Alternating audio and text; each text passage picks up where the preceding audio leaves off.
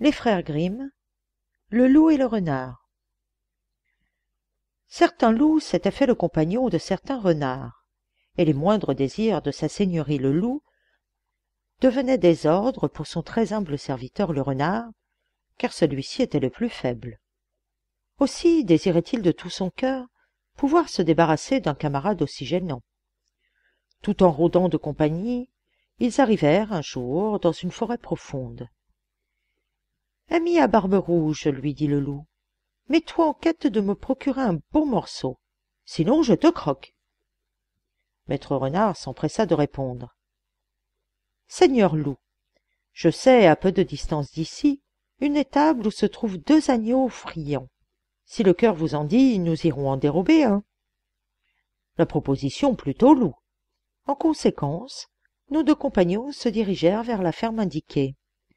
Le rusé renard parvint sans peine à dérober un des agneaux qu'il s'empressa d'apporter au loup. Puis il s'éloigna. Aussitôt le loup se mit en devoir de dévorer à belles dents l'innocente bête. Quand il eut fini, ce qui ne tarda guère, ne se sentant pas encore suffisamment repu, il se prit à penser que ce ne serait pas trop du second agneau pour apaiser sa faim. Il se décida donc à entreprendre lui-même cette nouvelle expédition. Or, comme sa seigneurie était un peu lourde, elle renversa un balai en entrant dans l'étable.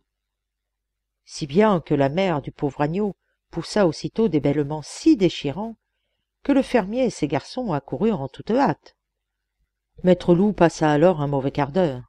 Il sentit pleuvoir sur son dos une grêle de coups si drus qu'il eut toutes les peines du monde à se sauver en boitant et en hurlant de la manière la plus lamentable. Arrivé près du renard, « Tu m'as conduit dans un beau guêpier, lui dit-il. J'avais voulu m'emparer du 2e agneau, mais est-ce que ces paysans mal appris ne se sont pas avisés de fondre sur moi à grands coups de bâton, ce qui m'a réduit au fâcheux état où tu me vois. Pourquoi aussi êtes-vous si insatiable, répondit le renard. Le jour suivant, ils se remirent en campagne, et, s'adressant à son rusé compagnon, « Ami à barbe rouge, lui dit le loup, mets-toi en quête de me procurer un bon morceau, sinon je te croque. » Maître Renard s'empressa de répondre. « Seigneur loup, je connais une ferme dont la fermière est présentement occupée à faire des gâteaux délicieux. Si vous voulez, nous irons en dérober quelques-uns. »« Marche en avant, » répliqua le loup. Ils se dirigèrent donc vers la ferme en question, et quand ils y furent arrivés, le renard poussa des reconnaissances autour de la place qu'il s'agissait d'enlever. Il fut retas si bien qu'il finit par découvrir l'endroit où la ménagère cachait ses gâteaux, en déroba une demi-douzaine et voulut les apporter au loup. « Voilà de quoi régaler votre seigneurie, dit-il. » Puis il s'éloigna. Le loup ne fit qu'une bouchée des 6 gâteaux qui, loin de le rassasier, aiguillonnèrent encore son appétit. « Cela demande à être goûté plus à loisir, rumina-t-il. En conséquence, il entra dans la ferme d'où il avait vu sortir le renard, et parvint dans l'office où se trouvaient les gâteaux. Mais dans son avidité, il voulut tirer à lui tout le plat qui tomba sur le carreau, et vola en pièces en occasionnant un grand fracas. Attirée soudain par un tel vacarme, la fermière aperçut le loup et appela ses gens. Ceux-ci accoururent sur-le-champ, et cette fois encore, Maître Loup fut rossé d'importance. Boitant de 2 pattes et poussant des hurlements capables d'attendrir un rocher, il rejoignit le renard dans la forêt. « Dans quel horrible guêpier m'as-tu de nouveau conduit ?» lui dit-il. « Il se trouvait là des rustres qui m'ont cassé leurs bâtons sur le dos. »« Pourquoi votre seigneurie est-elle si insatiable ?» répondit le renard. Le lendemain, les 2 compagnons se mirent pour la 3e fois en campagne, et bien que le loup ne pût encore marcher que clopin-clopant, s'adressant de nouveau au renard. « Ami à barbe rouge, lui dit-il, mets-toi en quête de me procurer un bon morceau. Sinon je te croque. » Le renard s'empressa de répondre. « Je connais un homme qui vient de saler un porc. Le lard savoureux se trouve en ce moment dans un tonneau de sa cave. Si vous voulez, nous irons en prélever notre part. »« J'y consens, » répliqua le loup, « mais j'entends que nous y allions ensemble, pour que tu puisses me prêter secours en cas de malheur. » De tout mon cœur, répondit le rusé renard. Il se mit immédiatement en devoir de conduire le loup par une foule de détours et de sentiers jusque dans la cave annoncée.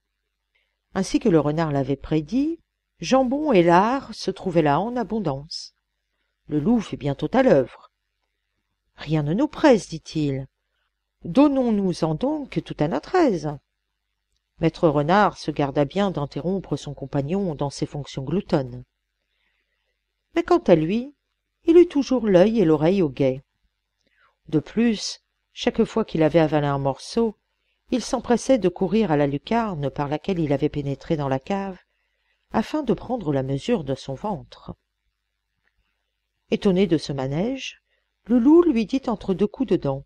« Ami renard, explique-moi donc pourquoi tu perds ainsi ton temps à courir de droite à gauche, puis à passer et à repasser par ce trou. »« C'est pour m'assurer que personne ne vient, reprit le rusé renard, que votre seigneurie prenne seulement garde de se donner une indigestion. »«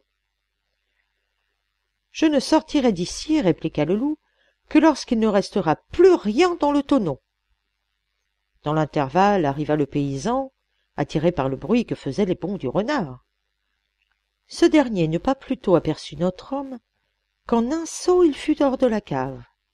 Sa seigneurie du loup voulut le suivre, mais par malheur il avait tant mangé que son ventre ne put passer par la lucarne et qu'il y resta suspendu. Le paysan eut donc tout le temps d'aller chercher une fourche dont il perça le pauvre loup.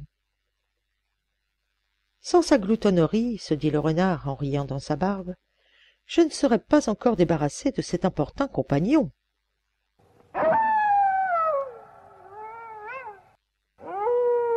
Lu par Sabine, pour audiocité.net, sous la licence Art Libre.